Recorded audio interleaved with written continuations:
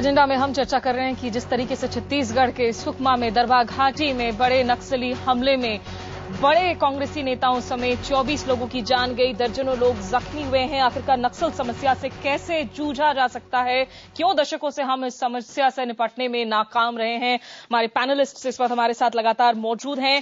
Doctor Narayan, यहां पर तमाम तर्कों को आप सुन रहे हैं। जहां तक हमारे सियासतदानों का सवाल है, अब वो सीधे तौर पर इसे आतंकवाद का मसला करार दे रहे हैं। उनका कहना है कि महज किसी को अगर पानी की दिक्कत हो जाए, क्या वो बंदूक उठा लेगा? क्या बहुत सिंपल तरीके से उसे सिंपलिस्टिकली पुट करने की कोशिश नहीं की जा रही है उनके सामाजिक मुद्दों को?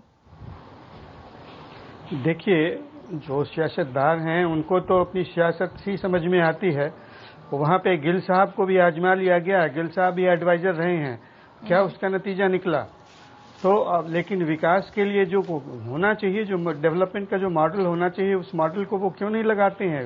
गांव में जो नरेगा का कार्यक्रम है या पंचायत का कार्यक्रम है, स्वास्थ्य का कार्यक्रम है, उसको क्यों नहीं सही ढंग से चलाते हैं, जिससे कि आम आदमी को, आम आदिवासी को मिल सके। आदिवासियों की जो उनके दिल को क्यों नहीं जीतते हैं? अगर वो जिनको आप नक्सली आतंकवादी कहते हैं वो उनके दिल को जीत लेते हैं तो सरकार क्यों नहीं जीत पाती है? सरकार जो ब्लॉक स्तर पे या डिस्ट्रिक्ट लेवल के जो ऑफिसर डिस्ट्रिक्ट मजिस्ट्रेट को वहाँ किडनैप हो गए थे, तो ऐसी स्थिति में वो तो डर से जाते ही नहीं है। सरकार तो आप जो कह रहे हैं वो सरकार जिला स्तर से नीचे तक जाता भी नहीं है, और जिला स्तर में भी जो दफ्तरें हैं वो शाम को 5 बजे तक बंद हो जाती हैं। तो इन बातों को, इसलिए मैंने कहा कि लॉन्ग टर्म और शॉर्ट टर्म दो एक प्लान बनाने की जरूरत है, और उसमें एक कम्प्रिहेंसिव प्लान होना चाहिए जिसमें सबों को लेकर के करना चाहिए, और इसमें मीडिया की भी बहुत ही महत्वपूर्ण भूमिका है। देखिए, मैं आपको बताता हूं कि जगदलपुर से बीजापुर तक की उधर जो आंध्रा तक जो सड़क जाती है वो सड़क बंद नहीं पा रही थी 15 साल पहले। हम लोगों ने वहां अध्ययन किया, अध्ययन करके देखा कि क्यों वो बार बार वो वहां पे नक्सली या उससे उनके साथ मिले ग्रामीण सड़क को तोड़ दे रहे हैं, और जो कॉन्ट्रैक्टर हैं उनको मारपीट कर भगा देते हैं, उनकी हत्या कर देते हैं। बहुत साधारण सा कारण था कि वो निश्चित रूप से यहाँ हमारी खुद मीडिया को भी जो है अपने गिरेबान में झांकने की जरूरत है कि हम दिल्ली में अगर कोई मामला होता है उसको हम जिस तरीके से स्पेस देते हैं अपनी न्यूज कवरेज में। एक हफ्ते पहले सीआरपीएफ जवानों की वजह से वहां मासूमों की जान गई थी, उसकी कवरेज कहीं देखने को नहीं मिली थी। लेकिन यहाँ हरीश रावत जी, ये पूरा मामला जिस तरीके से हम इन मिनरल रिच एरियाज में देखते हैं, माइनिंग एक्सट्रैक्शंस को लेकर भी ग्रीन पीस जैसे जो ऑर्गेनाइजेशंस हैं उनका कहना है कि आप अगले 60 सालों तक के लिए कम से कम माइनिंग एक्सट्रैक्ट्स दे चुके हैं। जहां तक कोल का सवाल है, अगर आप क्या कुछ वक्त के लिए अपनी पॉलिसी पर रोक लगाकर नहीं कह सकते हैं कि अगर जो लोगों की सही में समस्याएं हैं, आप आम आदिवासियों की समस्याओं की बात कर रहे हैं जिनके लिए ये जंगल उनकी जीवन से कहीं ज्यादा बढ़कर हैं, आप उनको एक बार सिर्फ इकोनॉमिक अगर कॉम्पेंसेशन देते हैं वो उनकी एक पीढ़ी के लिए काफी हो सकता है, पीढ़ी दर पीढ़ी के लिए काफी नहीं हो सकता। इस पर उनके साथ बैठकर चर्चा करने की जरूरत है। देखिए, माइनिंग और जंगलों पर उनके अधिकारों के सवाल पर बहुत बहस हुई है और सरकार उसके प्रति संवेदनशील है। हमने वो अधिकार उनके सुरक्षित रखने के लिए हम बिल्कुल कटिबद्ध हैं, और पंचायती राज से लेकर के दूसरे सारे जितने इंटर रिलेटेड मुद्दे हैं, रोजगार आदि से, इंफ्रास्ट्रक्चर से संबंधित हैं, वहां के सामाजिक आर्थिक विकास के हैं, उसमें जो कमियां रही हैं हम उनको स्वीकारते हैं और उनको दूर करने के लिए भी हम कटिबद्ध हैं। मगर आज मैं समझता हूं कि जिस रूप में ये दिखाई दे रहा है वहां, वो स्पष्ट तौर पर एक संगठित निर्मम आतंकवाद का स्वरूप है, और हम मुगालते में रहेंगे तो हम नुकसान में रहेंगे। उनको 4 तरीके के एडवांटेज इस समय हैं। एक तो जो वहां पर जंगल हैं, जो उनके जाने पहचाने हैं, डेंस फॉरेस्ट हैं, उसका एडवांटेज है।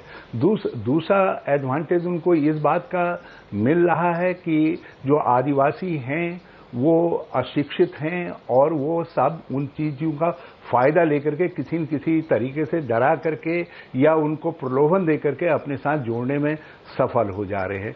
तीसरी बात ये हो रही है कि राज्यों के बीच में एक संगठित प्रयास नहीं है, कोऑर्डिनेशन की कमी है। एक जगह से निकल करके वो दूसरी जगह निकल जा रहे हैं मार करके, और इसको इस समय भी नोटिस किया गया।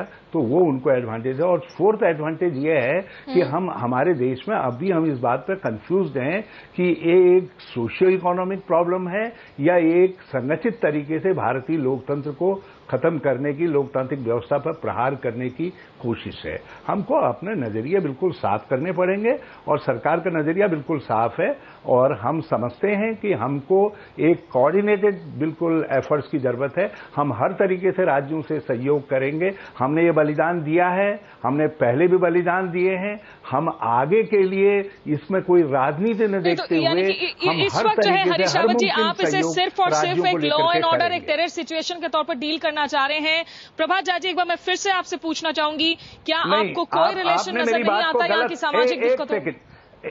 एक सेकंड, मेरी बात को आपने गलत समझा। मैंने ये कहा कि सोशियो इकोनॉमिक सवालात, इंफ्रास्ट्रक्चर, दूसरी चीजों के डेवलपमेंट आदि सब सवालात हैं, उनको भी एड्रेस करेंगे और उनको एड्रेस कर रहे हैं, उसके लिए हर संभव प्रयास हो रहे हैं। लेकिन आज यदि हम ये भूल जाएंगे कि अब ये संगठित आतंकवाद है, निर्मम आतंकवाद है, तो फिर हम कहीं कहीं पर गलती करेंगे, चूक कर जाएंगे। ये मैंने कहा। यही बात मैं इनफैक्ट प्रभात जी आपसे जानना चाह रही हूं कि आप लोग जब जिस तरीके से लगातार कह रहे हैं कि आदिवासियों को, वो अशिक्षित हैं, उनको या तो डराया धमकाया जा रहा है, प्रलोभन दिया जा रहा है, ये कोशिशें सल्वाजुडम के दौरान भी की गई थी। रमन सिंह की सरकार में सल्वाजुडम को भी प्रमोट किया गया था। आदिवासियों को तो भाई स्टेट के पास भी आर्म्स है, आप भी डरा धमका कर अपने साइड में कर सकते हैं। क्या इतने आसानी से वो साइड्स ले लेते हैं सिर्फ क्योंकि बार बार उनको आप डरा धमका रहे हैं?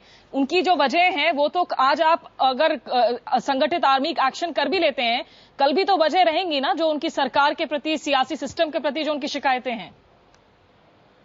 देखिए, क्या पंजाब में अब बहुत सारी बातें समाप्त हुई कि नहीं हुई?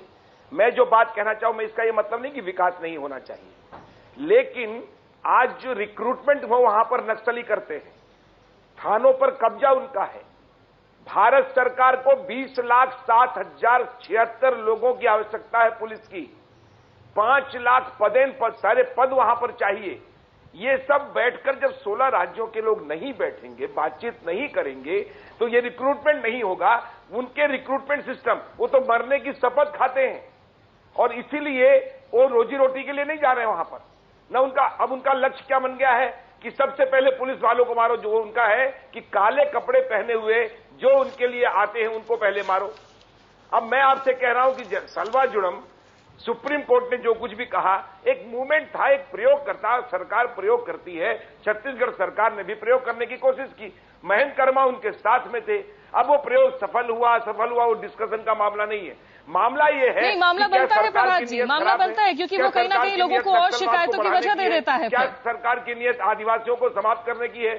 सरकार की नीयत सब सरकारों को मिलकर, जैसा हरीश जी ने कहा कि अभी हमको सबसे पहली आवश्यकता है एक एकीकृत, पूरी तरह से नक्सलवाद के लिए सबसे पहले जो आवश्यकता है, एक आक्रामक, एकीकृत और गैर दलीय नीति की जरूरत है।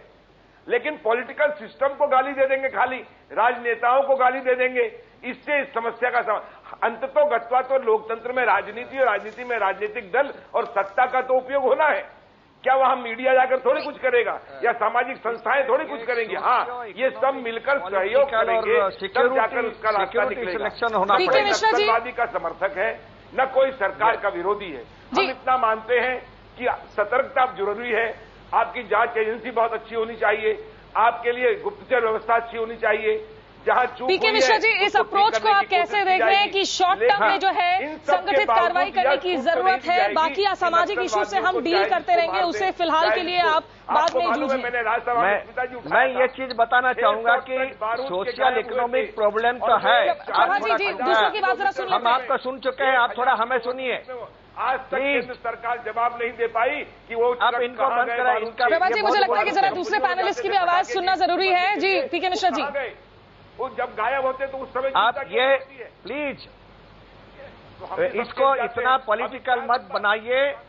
ये जो है एक सोशल, इकोनॉमिक, पॉलिटिकल और सिक्योरिटी प्रॉब्लम है और इसमें जो है पॉलिटिकल डेवलपमेंट भी उस एरिया में चाहिए, क्योंकि आज परसों का इंसिडेंट के बाद नक्सलाइट्स इसके ऊपर हंस रहे हैं कि हम लोग जो है पॉलिटिकली अपने आप के बीच में यही चीज बता रहे हैं। अगर social development, economical upliftment, security development plus अगर हम उस आदिवासी और चासी मूलिया आदिवासी संघ और ट्राइबल को साथ में लेके उनको डेवलपमेंट करें और उस एरिया में पॉलिटिकल डेवलपमेंट हो। पॉलिटिकल लीडर्स उस एरिया को ऑलरेडी छोड़ चुके हैं, वहां पर पॉलिटिकल एडमिनिस्ट्रेशन दोनों चीज अवेलेबल नहीं है। पहले उसका अवेलेबिलिटी करिए और उसके लिए और एरिया डेवलपमेंट के लिए साथ में सिक्योरिटी को रखिए और ओनली बता देना कि आईएसआई और बाहर के तत्व जो है उसके ऊपर हावी है, वैसा नहीं चलेगा। ये हमारा अपने अंदर की खामियों को देखना है। प्रवीण स्वामी, यहाँ पर आपसे जानना चाहूंगी कि इस इंसिडेंट से स्पेसिफिकली जहां तक सुरक्षा के मद्देनजर जो चूक की हम बात कर रहे हैं, कौन सी सबसे बड़े सबक रहे हैं आपके लिए छत्तीसगढ़ में, जिस पर राज्य सरकार हो केंद्र सरकार हो दोनों को ध्यान देने की जरूरत है? सबसे बड़ी सबक ये है कि उस इलाके में फोर्स नहीं है इस मसले को हल करने के लिए। हम सुरक्षा की बात करते रहते हैं, कठोर मेजर लेने की बात करते हैं। हकीकत यह है कि छत्तीसगढ़ में 26,000 कुछ पुलिस वाले हैं। नेशनल क्राइम रिकॉर्ड के ब्यूरो के तहत दिल्ली वो 192,000 किलोमीटर का एरिया है। दिल्ली जैसे शहर में 70,000 पुलिस वाले हैं।